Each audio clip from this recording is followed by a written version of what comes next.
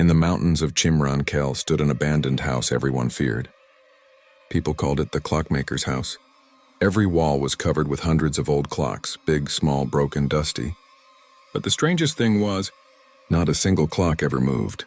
One cold evening, a brave girl named Zunaira decided to enter the house.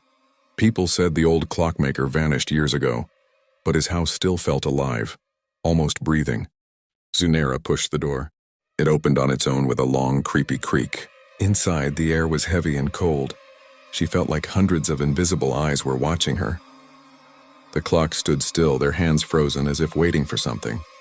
She took one step forward, and suddenly, a massive clock on the back wall began ticking on its own. Tick, tick, tick.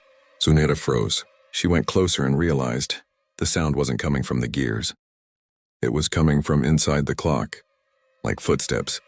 Before she could move, every clock in the house began ticking rapidly, insanely fast. So fast it felt like the whole house was vibrating. Then, silence, total frightening silence. Zunaira let out a breath of relief.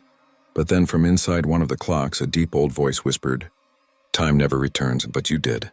The clock hands started spinning backwards. Zunaira felt her body turning cold, her fingers stiffening, her voice trapped in her throat. Her skin tightened like wood, her joints locked in place. She couldn't scream, couldn't breathe.